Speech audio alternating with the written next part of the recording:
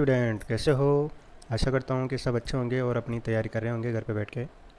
और आज एक ज़रूरी सूचना सेकंड ईयर जो स्टूडेंट है, सेकंड ईयर में जो स्टूडेंट है उनके लिए, कि उनके लिए भी मैं क्लास स्टार्ट कर रहा हूँ। ड्राइंग की क्लास तो लगेगी अपने बुधवार को, और शुक्रवार को लगेगी मैथ की क्लास।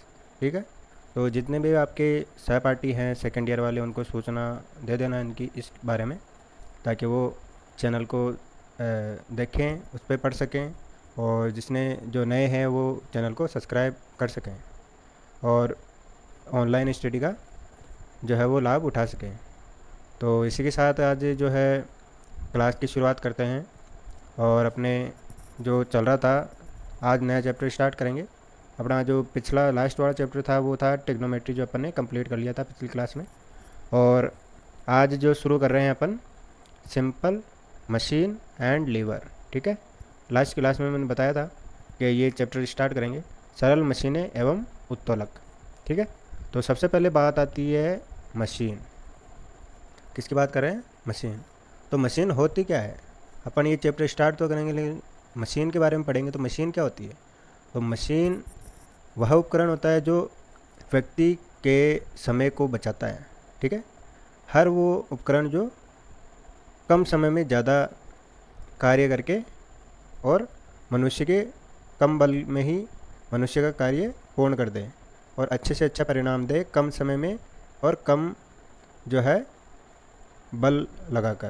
क्योंकि मूल्य की बात तो नहीं कर सकते, क्योंकि मशीनें सस्ती भी होती है और महंगी भी होती है। ठीक है, लेकिन सभी में एक चीज़ कॉमन होती है कि वो मनुष्य का समय बचाती है, और जो मनुष्य के द्वारा जो बल लगाया जाता है तो उस बल को भी बचाती है। ठीक है, जैसे मान लो जेसीबी है, जेसीबी मशीन है। ठीक है, अब एक आदमी ज़्यादा से ज़्यादा 50 किलो, 150 किलो, 200 किलो उठा लेगा, लेकिन उसके बाद में अगर मनुष्य को उठाना है तो उसको मशीन की ज़रूरत ही पड़ेगी। तो जेसीबी के द्वारा बहुत सारे जो उपकरण उठाए जाते हैं। तो जेसीबी भी क्या है? एक मशीन है। ठीक है, और अपन जैसे सिलाई कर रहे हैं, छोटी सी चीज़ लेते हैं सिलाई। तो अब एक तो हाथ के द्वारा सुई धागे से आप टाँका लगाओ तो बहुत टाइम लगेगा। ठीक है, तो महिलाओं के लिए या फिर जो सिलाई के कार्य करते हैं उनके लिए समय बचाने के लिए मशीन बनाई गई, सिलाई मशीन। ठीक है, तो उसमें क्या हो रहा है कि एक समय में बहुत सारे टाँके एक साथ लग रहे हैं, तो उसमें क्या बच रहा है? समय बच रहा है। ठीक है, तो ये एक एग्जांपल के तौर पे बता रहा हूँ। जैसे अपने को और भी एग्जांपल ले तो कार हो गई, बाइक हो गई, ऑटोमोबाइल हो गया, अपना मोबाइल हो गया। अपना मोबाइल भी क्या कर रहा है? टाइम बचा रहा है ना, कि आप यहाँ से घर पे बैठ के ही आप तैयारी कर सकते हो। आज के समय में हर बच्चा घर पे बैठ के तैयारी कर सकता है, क्योंकि उसके पास मोबाइल है, नेट है। ठीक है, तो मोबाइल भी एक क्या है? एक मशीन है, जो अपने को एक स्थान से दूसरे स्थान पे बात भी करवाता है। और आजकल तो वीडियो कॉलिंग सब का सुविधाएं उपलब्ध है, मनोरंजन के भी इसमें अवेलेबल है। तो मोबाइल भी एक मशीन है, और भी अपन हर जगह अपन मशीनों से घिरे हुए हैं। ठीक है, पंखा है, पंखा भी मशीन है, जो स्विच ऑन होते ही ठंडी हवा फेंकता है। कूलर है, एसी है, सब मशीनों में ही आते हैं। तो मशीन की सही परिभाषा क्या है? मशीन एक ऐसा उपकरण या साधन है जिसमें एक से अधिक भाग होते हैं। कितने? एक से अधिक भाग होते हैं। कोई भी उपकरण जिसमें एक से अधिक भाग होते हैं, जो ऊर्जा का प्रयोग कर किसी कार्य को पूर्ण करता है। भाई मशीन जो है वो, उसको एनर्जी तो चाहिए चाहिए। ठीक है, अब आप कहोगे ऊर्जा, ऊर्जा से मतलब वो नहीं है कि भाई लाइट ही चाहिए। अब आप कहोगे सर सिलाई मशीन तो हाथ से भी चलती है और मोटर से भी चलती है। तो हाथ से जो चलेगी उसको तो मैकेनिकल कहेंगे, यांत्रिक, और मोटर से चलेगी उसको कहेंगे विद्युतिक। ठीक है, तो ये ऊर्जा के स्रोत भी अलग अलग हैं। तो ऊर्जा मशीनों को यांत्रिक, रासायनिक, तापीय और वैद्युतिक रूप में चलाया जाता है। ठीक है, और फिर ये कह रहा है कि मशीन का प्रयोग कर कम समय में कम प्रयास के द्वारा अधिक कार्य किया जा सकता है। तो ये मशीन की परिभाषा बताइए कि भाई जो कोई भी साधारण मशीन होती है उसमें अनेक भाग होते हैं और वो ऊर्जा के द्वारा चलायमान होते हैं और अपने को कम समय में ज़्यादा परिणाम देता है और कार्य को पूर्ण करता है। ठीक है, तो ये हो गई मशीन की परिभाषा। अब मशीन में क्या लग रहा है? बल लग रहा है। ऊर्जा की बात हो रही है ना, तो बल लग रहा है यानी प्रयास कर रहे हैं अपन, प्रयास ही तो करते हैं। तो प्रयास यानी इफेक्ट, क्या कह रहे हैं, इफ़र्ट, जो एफर्ट लगाते हैं, प्रयास करते हैं, तो प्रयास को एफर्ट कहते हैं इंग्लिश में।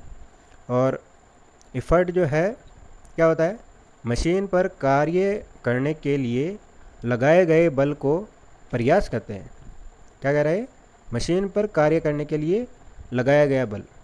भाई अपने को मशीन पे काम करना है, सिलाई मशीन का पेडल चलाना है, साइकिल चलानी है, तो उसका पेडल मारना पड़ेगा। तो पेडल किससे मारेंगे, पैर के दबाव से तो मारेंगे। तो पैर का अपना क्या लग रहा है, बल लग रहा है, तो उस पर पेडल पे बल लगाना पड़ रहा है ना। तो मशीन का कार्य करने के लिए लगाए गए बल को प्रयास कहते हैं।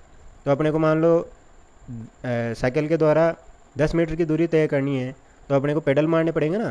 बस 3 पेडल 4 पेडल में या 10 पेडल में अपन 10 मीटर की दूरी तय कर रहे हैं। तो पेडल की संख्या क्या हो गई, प्रयास हो गया।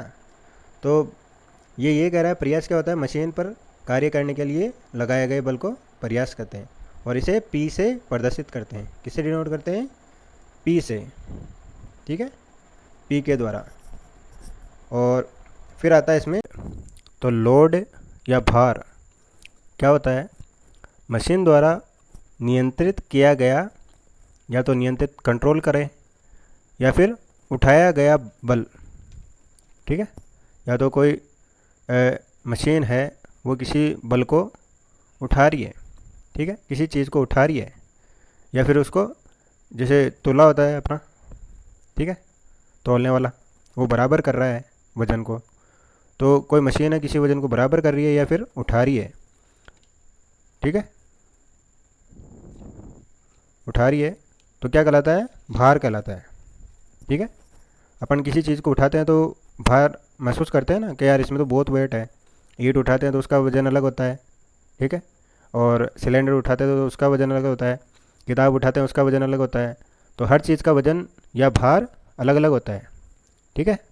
तो वो कर क्या रहा है, अपन किसी चीज़ को उठा रहे हैं तो वो जो वस्तु अपने पे बल लगा रही है, ठीक है। तो जो बल उठाया जा रहा है वो क्या कहलाता है, भार कहलाता है। और इसे डब्लू से प्रदर्शित करते हैं, किससे, डब्लू से। अब बात करते हैं यांत्रिक लाभ।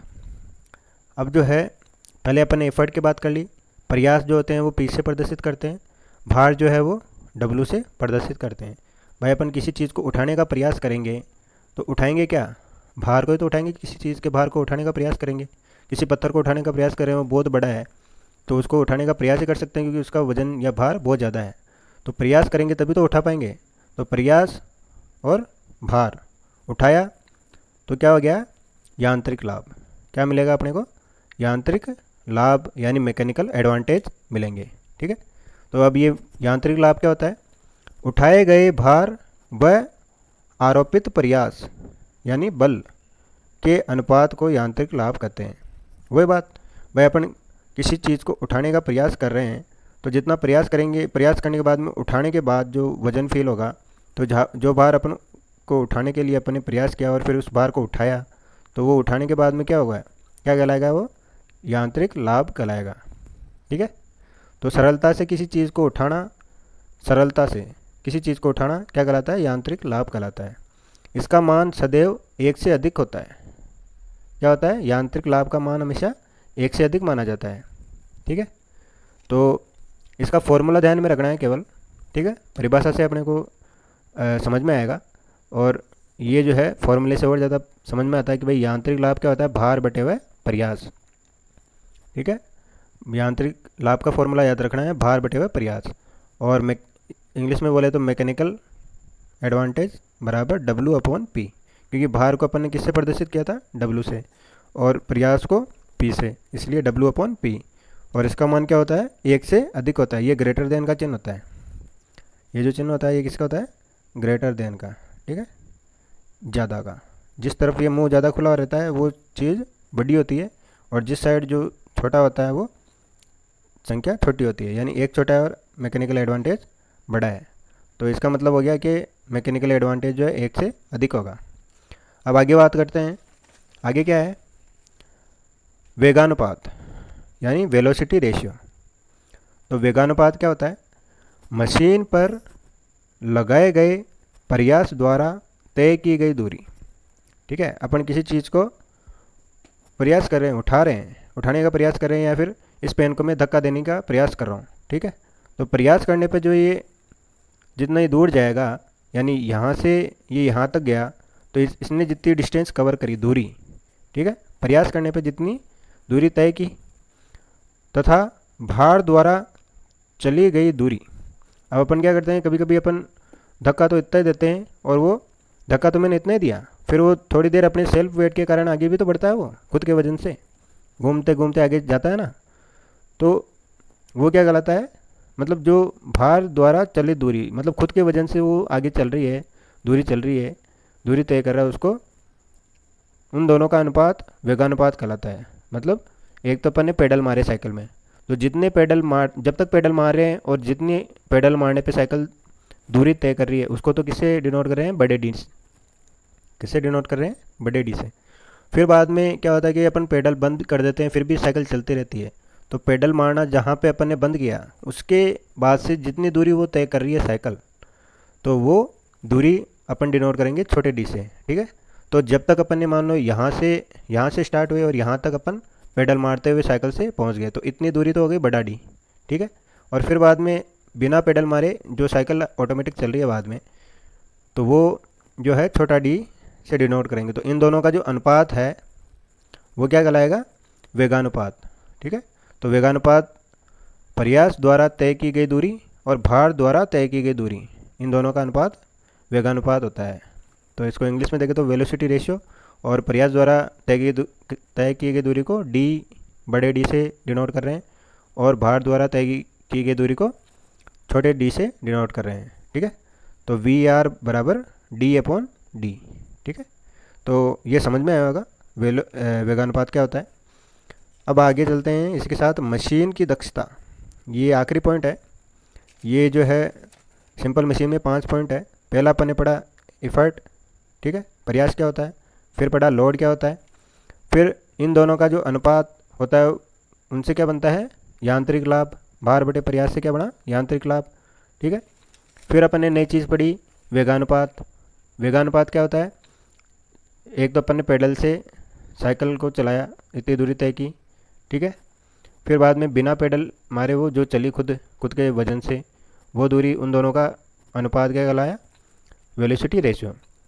तो ये एग्जाम्पल के तौर पे बता रहा हूँ मैं साइकिल का, ये नहीं है कि भाई यही साइकिल का ही काम होता है, साइकिल का काम नहीं होता उसमें, ये केवल उदाहरण के लिए बता रहा हूँ, ठीक है। और इसमें एक चीज़ रह गई कि इसका कोई इकाई नहीं होती है। इकाई मतलब इसकी कोई मीटर, सेंटीमीटर, फुट, इंच, कुछ भी इसका मान नहीं होता, किलोमीटर, मीटर, लीटर, कुछ भी नहीं होता इसका, ठीक है। इसकी कोई भी इकाई नहीं होती है। फिर अब मशीनी दक्षता क्या होती है, इसको इंग्लिश में कहते हैं इफ़िशेंसी ऑफ मशीन, ठीक है। मशीन की दक्षता, इफ़िशेंसी ऑफ मशीन। तो किसी मशीन के आउटपुट एवं इनपुट का अनुपात मशीन दक्षता कहलाता है। मतलब कोई भी मशीन है, उसको अपन क्या देंगे, इनपुट देंगे। जैसे पंखा है, पंखे को अपन स्विच ऑन करने पे क्या जा रही है, इनपुट में करंट जा रहा है, उसमें करंट क्या दे रहे हैं अपन, इनपुट में दे रहे हैं। तो अपने को पंखा आउटपुट में क्या दे रहा है, हवा, हवा ही तो दे रहा है। तो आउटपुट और इनपुट का अनुपात क्या कहलाता है, दक्षता कहलाता है, ठीक है। आउटपुट और इनपुट का अनुपात दक्षता कहलाता है। लाइट और हवा का जो अनुपात होगा वो दक्षता कहलाएगा, ठीक है। तो आउटपुट पहले आएगा और इनपुट बाद में आएगा, ठीक है। तो आउटपुट और इनपुट आपको समझ में आएगा, आउटपुट क्या होता है और इनपुट क्या होता है। मैंने एग्जांपल के लिए बताया है पंखे का कि लाइट अपन दे रहे हैं और अपने को हवा मिल रही है, ठीक है। और जैसे बल्ब की बात करें तो बल्ब में भी अपन लाइट, उसको स्विच ऑन करते ही लाइट उसमें प्रवाह होती है और आउटपुट के रूप में क्या मिलता है अपने को, प्रकाश, ठीक है। तो ये एग्जांपल के रूप में बता रहा हूँ कि इनपुट और आउटपुट क्या होता है। अब आगे चलते हैं इसी में कि दक्षता क्या है, किसी मशीन के आउटपुट एवं इनपुट का अनुपात दक्षता कहलाता है, ठीक है। अब आगे ये कह रहा है सरल मशीन के लिए यांत्रिक लाभ तथा वेगानुपात का अनुपात भी मशीन दक्षता कहलाता है। मतलब ये जो अपन ने पढ़ा ना अभी, यांत्रिक लाभ, ठीक है, और ये वेगानुपात, इन दोनों का जो अनुपात होता है ना, वो भी क्या कहलाता है, मशीन दक्षता कहलाता है, ठीक है। तो इसके दो फॉर्मूले हो गए, एक तो मशीन दक्षता का ये फॉर्मूला हो गया, इसको नीटा, ये जो चिन्ह है ना, एन सा बन रहा है, ठीक है, नीचे ये ये घूम गया नीचे जाके, एन को केवल नीचे जाके घुमाना है, तो ये क्या कहलाता है, नीटा। क्या कहलाता है, नीटा। तो नीटा से डिनोट करते हैं। और एक फॉर्मूला दक्षता का तो ये हो गया आउटपुट बटे हुआ इनपुट, और दूसरा फॉर्मूला क्या हो गया, यांत्रिक लाभ बटे हुआ वेगानुपात। ठीक है, तो ये दोनों लाइनें ये कह रही हैं। तीसरी लाइन कह रही है सामान्यतः मशीन की दक्षता को प्रतिशत में व्यक्त करते हैं। तो मशीन जो दक्षता होती है वो किस में करते हैं, प्रतिशत में व्यक्त करते हैं। ठीक है, जैसे कहते हैं ना इसकी दक्षता तो 100% है, 80% है, 40% है। और ये ध्यान रखना कि कोई भी मशीन जो है वो 100% यानी 100% कभी भी आउटपुट नहीं देगी। अगर अपन 100% इनपुट दे रहे हैं ना, किसी मशीन को 100% इनपुट दिया तो आउटपुट, ये इनपुट 100% दिया तो आउटपुट क्या मिलेगा, कभी भी 100% नहीं मिलेगा, भले 99 मिल सकता है। ठीक है, आउटपुट जो है वो 99 मिल सकता है, लेकिन 100% कभी भी नहीं मिलेगा। क्यों? क्योंकि हर मशीन में क्या होता है, घर्षण हानियाँ होती है। क्या होती है, घर्षण के कारण हानियाँ होती है। हानियाँ यानी लॉस। जो घर्षण उत्पन्न होता है उससे गर्मी उत्पन्न होती है, और गर्मी के कारण जो है उसमें पार्ट्स में जो है कमी आ जाती है, काम करने की क्षमता कम हो जाती है। ठीक है, तो इनपुट और आउटपुट में फ़र्क आ जाता है, किसके कारण, घर्षण हानि के कारण। ठीक है, तो यहाँ पे कह रहा है सामान्यतः मशीन की दक्षता प्रतिशत में व्यक्त करते हैं, और इसका चिन्ह जो है नीटा द्वारा प्रदर्शित करते हैं। किसके द्वारा, नीटा के द्वारा प्रदर्शित करते हैं। और घर्षण हानि के कारण इनपुट का मान आउटपुट से ज़्यादा होता है। मतलब इनपुट तो ज़्यादा होगा और आउटपुट कम मिलेगा। ठीक है, या फिर इसको यूँ कह ले, आउटपुट का मान इनपुट के मान से कम होता है। आउटपुट अपने को कम मिलता है और इनपुट अपन ज़्यादा देते हैं। तो ये अपना हो गया मशीन की दक्षता। तो ये मशीन की दक्षता का फॉर्मूला हो गया, नीटा बराबर आउटपुट अपॉन इनपुट। मशीन दक्षता का दूसरा फॉर्मूला हो गया यांत्रिक लाभ बटे हुए वेगानुपात। तो इसको इंग्लिश में बात करें तो mechanical advantage upon velocity ratio. ठीक है, इसको और मतलब प्रतिशत की बात करें, क्या करें, दक्षता प्रतिशत। तो दक्षता का किसी भी चीज़ का प्रतिशत बनाना हो ना, तो उसको 100 से गुणा कर दो। तो ये जो यांत्रिक लाभ बटे वेगानुपात है, इसको 100 से गुणा कर देंगे तो क्या बन जाएगा, दक्षता प्रतिशत बन जाएगा। ठीक है, तो ये जो है 5 पॉइंट है। तो इनमें केवल आपको समझ में आएगा एफर्ट क्या होता है, लोड क्या होता है। ठीक है, पी से डिनोट करते हैं, डब्ल्यू से डिनोट करते हैं। यांत्रिक लाभ क्या होता है, इसके फॉर्मूले याद करने केवल। यांत्रिक लाभ का फॉर्मूला, वेगानुपात का फॉर्मूला। यांत्रिक लाभ का क्या हो गया, डब्ल्यू अपॉन पी। ठीक है, वेगानुपात का डी अपॉन डी, बड़ा डी अपॉन छोटा डी। और तीसरा फॉर्मूला है मशीन दक्षता का। मशीन दक्षता के दो फॉर्मूले हैं, output upon input, output upon input. और दूसरा फॉर्मूला है यांत्रिक लाभ अपॉन वेगानुपात। ठीक है, और ये प्रतिशत का तो अपने को गुणा करते ही हो जाएगा। अब बात करते हैं क्वेश्चन की। ठीक है, तो थ्योरी पार्ट तो इतना ही था आज का, बाकी अपन कल जो अगली क्लास आएगी उसमें डिस्कस करेंगे थ्योरी का। अब इसके ऊपर एक सवाल लेते हैं। तो ये सवाल क्या कह रहा है, सवाल कह रहा है किसी सरल मशीन में वेगानुपात का मान 20 पाया गया है। किसका मान, वी आर का। जो अपना वेलोसिटी रेशियो है उसका मान कितना है, 20। ठीक है, 20 पाया गया। 25 किलोग्राम के प्रयास से 400 किलोग्राम लोड उठाया जाता है। लोड कितना उठा रहे हैं, 400 किलो, और प्रयास कितना लगा रहे हैं, 25 किलो का। ठीक है, यानी क्या दिया है अपने को, अगर अपन बात करें दिया है तो अपने को क्या दे रखा है, एक तो वेलोसिटी रेशियो दे रखा है 20। ठीक है, और प्रयास, प्रयास को अपन किससे डिनोट करते हैं, पी से। ठीक है, 25 किलोग्राम। और लोड, लोड यानी भार, डब्लू, 400 किलोग्राम।